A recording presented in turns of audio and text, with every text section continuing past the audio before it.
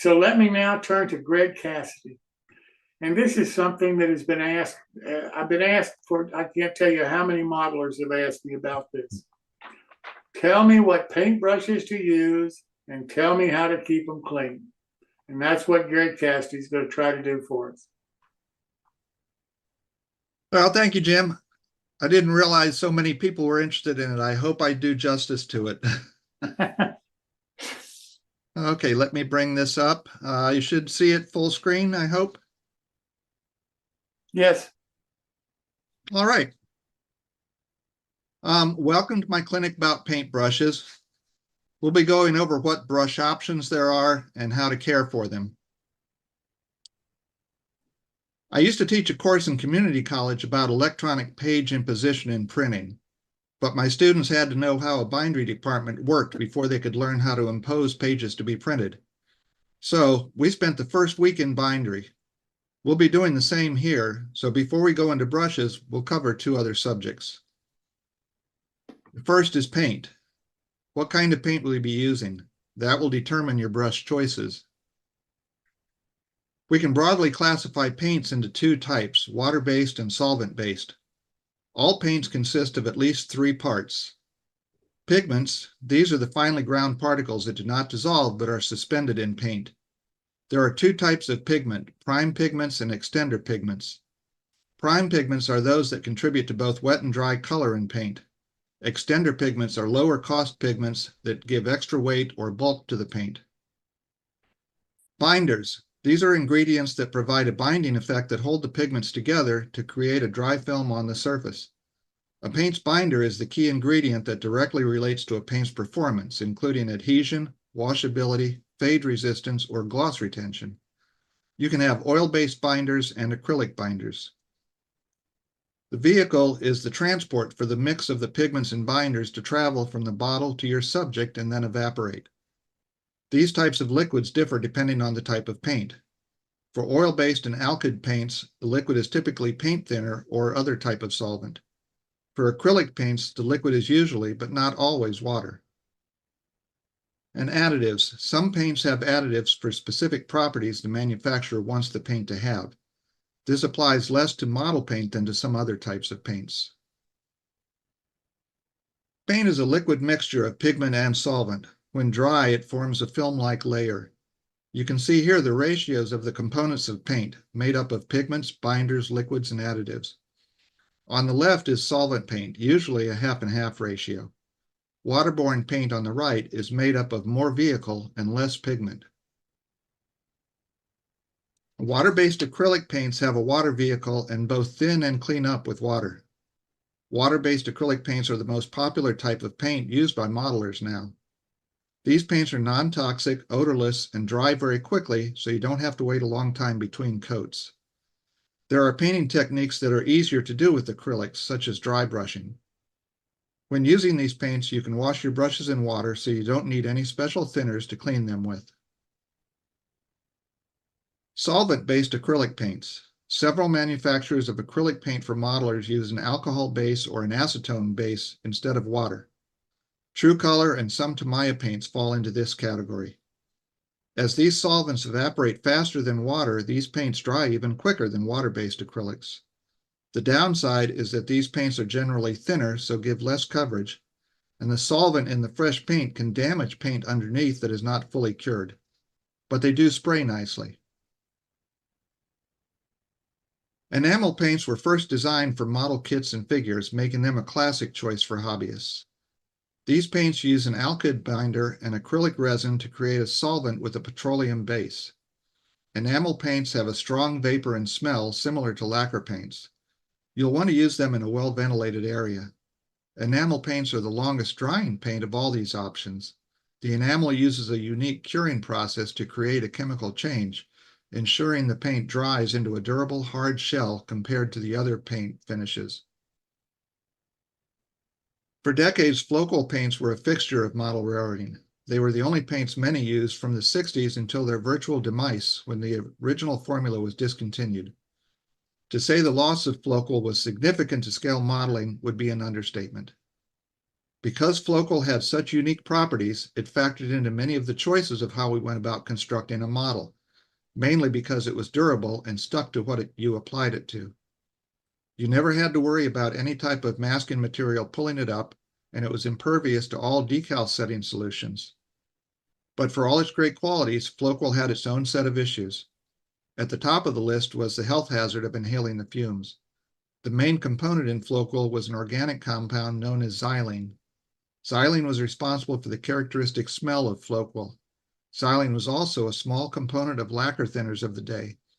And while you could thin Flocal with lacquer thinner, the other components in lacquer thinner sometimes typically degraded the quality of the paint and ruined the shelf life, so you always wanted to thin with diasol. When painting with Flocal, it was essential for your health to work with extremely good ventilation. Polyscale. Tester Corporation announced in May 2013 that it would discontinue its Polyscale paint line, including its water-based acrylic paints, due to a changing modeling market. However, Tester continued to take orders from retailers and ship paint for a limited time, so there's still some out there. This paint is made with finely ground pigment and dries to a durable finish on plastic, resin, wood, and metal models. It can be brushed or airbrushed without obscuring surface details. Scale Coat 1 and Scale Coat 2 are specialized paints designed for use on different surfaces. Scale Coat 1 is formulated for use on brass, metal, and wood, while Scale Coat 2 is created specifically for plastic. Both paints dry to a high gloss finish, which allows decals to be applied directly without the need for a barrier. Scale Coat paints were available in both bottles and spray cans. Iron Horse Model Works is the new owner of Scale Coat. On their Facebook page, they say, "We now are the new home of Scale Coat model paint. The paint line will still be called Scale Coat, and nothing will change with the formulas of the paint." Oil paints. Oil paints and their less understood water-soluble cousins gouache are not a typical paint in modeling, but can be used for very effective weathering, rusting, and streaking. They can be simply applied and then streaked or spread around using mineral spirits or plain water in the case of gouache. Washes can be made in their simplest form, but there are many specialized ones on the market. Again, these are primarily used for weathering and in some cases just darkening a paint so it isn't quite so bright. Some are water-based and others are solvent-based, so be sure you know what you're getting. Now, second, what material will you be painting on? Some materials like brushes, and some are better being sprayed. By sprayed, I mean either with an airbrush or a rattle can. Plastics. You want to wash them first to get off the mold release. You should prime it first if using a brush. Spraying them often works better, but they can be brush painted. It largely depends on if you're painting a small detail or a whole boxcar or a building. Wood. This material loves to be brush painted. You can stain the wood before painting or afterward, or both. You shouldn't need to prime unless you're painting a G-scale structure to be placed outside all year. Then treat it like you would if painting your house. Metal. Again, size can matter. For larger items such as a locomotive or caboose, you'll want to prime and spray most likely. Smaller details like soft metal castings can be brush painted, but should be washed and primed first. Hydrocal. This is a very absorbent material and will take paints and stains well using a brush. Also, items such as Copic markers work very well with hydrocal. And resin. It can be similar to plastic, but it's not the same. For small 3D printed items, wash and prime them first, and then you can brush paint them very nicely. But for cast resin, while it should be washed and primed, it may be better off being sprayed than brush painted. It really depends on the size and the detail. Okay, we've made it to brushes now. First and foremost, you need to choose the right brush for the job. The size and shape of the brush will depend on the size and shape of the area you want to paint. For small details and intricate parts, a fine-tipped brush such as an O or double O size is ideal. The smallest one that I use is a Winsor & Newton 4O. For larger areas, a flat brush or a round brush with a bigger tip is more appropriate. Brush shapes. Paintbrushes come in many different shapes and sizes. The shapes and sizes of the brushes you choose to work with will depend mainly on how large an item you want to work on and how detailed you need to get. Flat shapes are great for covering large areas with paint. A few of the most common brushes in the flat family are flat shaders, filberts, angular shaders, and stroke brushes. Round brushes are my most common brush to paint with. Smaller ones are perfect for detail work, and larger ones for general coverage. They come in various shapes and sizes such as round, linear, and mop. Specialty shapes are used for varying techniques. Such as fan shape, you can produce streaking with that. Brushes such as fan shape, dry brush, and stippling are just some of the specialty brushes. These are what I call ultra specialty brushes. There are many of these specialized brushes available. These that are shown are brushes sold to nail salons for doing fingernail art. They also work well for eyes and bridles or any other fine detail work. Natural versus synthetic. Natural hairs are generally used for oil paint and watercolor paint and are more expensive. Synthetic brushes usually work better with acrylics. Depending on the quality of the hair used in natural brushes, they can be prone to damage and do not work well with acrylic paint because the pH of acrylic paint is the opposite of that of the natural hairs. Synthetic brushes are cheaper and more durable than natural hair brushes as well. There are different qualities of synthetic hair. I like synthetic brushes from manufacturers such as Royal & Langnickel, Winsor & Newton, AK, and Army Painter. But I have a bunch of craft store brushes too. One test to see if your brushes can hold their shape is to wet them and bend the ends. This will sometimes tell you the quality of a brush. See on the right how some have popped right back up and others will stay bent until they're dry. I use those for applying stains where holding its shape doesn't usually matter. It's important to have a wide range of sizes and shapes of brushes.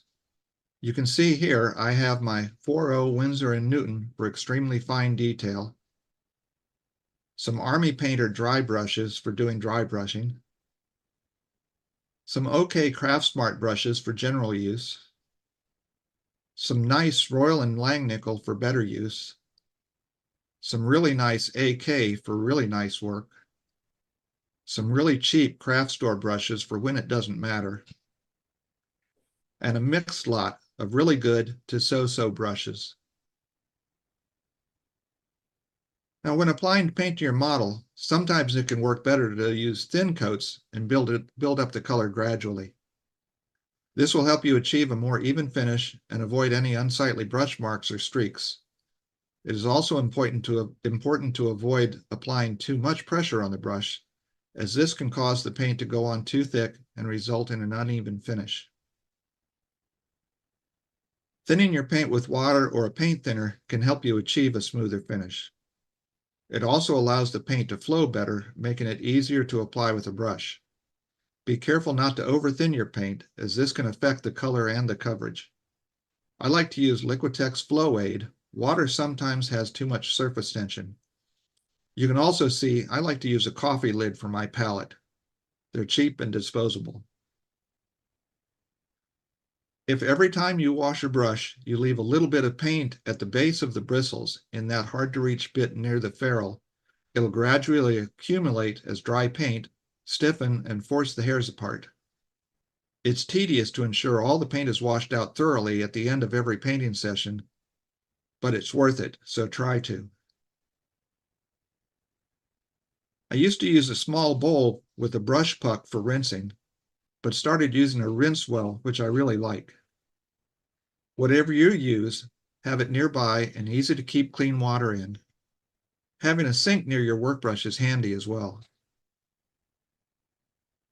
I often use Masters brush cleaner or Winsor & Newton cleaner, especially if you've loaded a lot of paint onto the brush so it's gotten down into that ferrule area. But you can use soap and water to deep clean your brushes. It's better than nothing. The tip of the handle is sturdier than the tip of the bristles, so if you want to store your brushes upright, put them in a container standing on the handles. Never leave your brush soaking brush down in anything. You'll come to regret that. Try out using a wet palette. It's a great tool for keeping your paint moist and workable, especially if you're mixing colors. It also helps to thin out your paint, making it easier to apply with the brush. You can either buy a wet palette or make one yourself by placing a wet paper towel in a Tupperware and covering it with parchment paper. I use it most when painting figures where I need to get shading, so I can mix a number of shades together using it. Alternatives to brushes. Copic markers are a brand of alcohol-based refillable markers with a fine brush at one end and a broad brush at the other. An oil brusher is a modeling product made by Ammo MIG that contains oil paint that's diluted to the right consistency and comes in a bottle with a brush attached to the cap. You can layer it on and thin this with mineral spirits. A micro brush is a single-use brush with a small tip that can be used for precise application in a variety of settings. So what are the best brushes for modeling? All of these. It's all about picking the right tool for the right job and keeping it in good shape. So that's it, Jim. I hope that answered most people's questions. Well, if it didn't, they can always send you an email, Greg. Yep. But thank you so much for taking the time to do this evening. I really do appreciate it. Does anybody have any questions for Greg? Could you go over again the details of the wet palette? Yes. I got an Army Painter wet palette. What I like about it, you can put on a couple different colors, and because it's wet underneath, but it's sort of on a parchment type paper, you can mix them, but they don't bleed into each other. You can also, if you have a thick viscosity paint and acrylics, their viscosity can really vary. Putting it on a wet palette can thin it out some without introducing too much of water into it. So you can kind of pick and choose what the viscosity you want to work from. But you can also make one by, I've seen people put a wet paper towel in a Tupperware, put a piece of parchment paper over that. And some people that do it, like army painters and figure painters, they do that because they'll mix up a certain color using 2 or 3 shades. And once you put a lid on it, because it's a damp environment, it'll maintain that paint for a few days. So you don't have to keep remixing it every time you go back to paint. In fact, Greg, you know, that's how I found out about Army Painter, was from the military modelers, because they are really sold. I mean, some of the stuff that they do and the products that they use, a lot of model railroaders have never heard of them. I had never heard of many of them that they use until I started talking to some of those guys. Absolutely. So much of the technology has trickled down from military painters and figure painters because they don't have anything else to do but paint. You know, we get to run trains, so we have to, am I going to paint today? Am I going to run trains today? But, you know, all they have is painting. So they're developing this stuff. They're doing a great job of it too. Yes, they are. Yes. On the fine tip brushes, you mentioned the Winsor & Newton. One of the problems I have, because I do a lot of the figure painting, is the very tips will bend over time. Is there any way to straighten them up so that they don't keep bending? Yes, that Masters brush cleaner that I showed, and you can get it real cheap on Amazon or Dick Blick's or any place. After you rinse your brush out and get out as much paint as you can, put it through the brush cleaner, and it's almost like a very thin paste that gets on it. I'd say almost like a suntan type solution type of texture. And you can shape your brush and leave that on it. and it'll hold the shape. The only thing you have to remember to do is rinse your brush before you go to use it again. Thank you. That's one of my Uh-huh. biggest problems with painting. So thank Yeah, and brushes do wear out sometimes. So, Yeah. if it won't hold its shape, well, then it's time to cut off some of it and you have a perfect stippling brush. Greg, I thank just wanted to mention that I'm still kind of new at painting, Mhm. and it's helpful to have scraps around to practice on. Oh, absolutely. Even with the wet palette, or if you're just using paint right out of the jar, it helps to practice with stuff first. It sure does. You're absolutely right. And especially if you have something that's similar material to what you're going to be painting on, because you might have a paint that has a certain viscosity and it would go on one type of material and it seems like it's working fine. Then you go to paint your model and all of a sudden it's blobbing up or it's too thin or something. Right. And to do lots of practicing. Yeah. Well, I think everything we do is practice because we should always be getting better and better. Greg, thanks so very much. I certainly appreciate everything that you've done this evening. And seriously, if anybody has any more questions, Greg, why don't you put your email in the chat? Will do. Greg will answer your email from you. I Sure. promise. Thanks, Greg.